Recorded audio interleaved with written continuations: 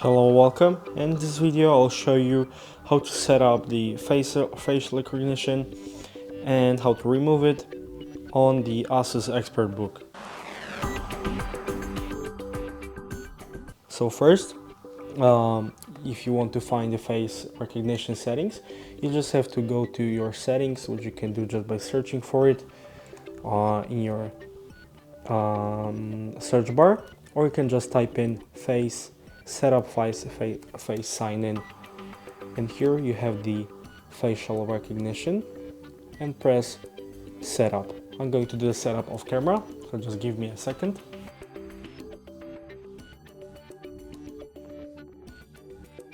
Okay, so the setup is done, and now to remove it you just have to open the same tab, and you'll have a remove button right here if you want to remove the face data from your laptop. So if you enjoyed this video and consider it helpful, leave a like, subscribe, and thanks for watching.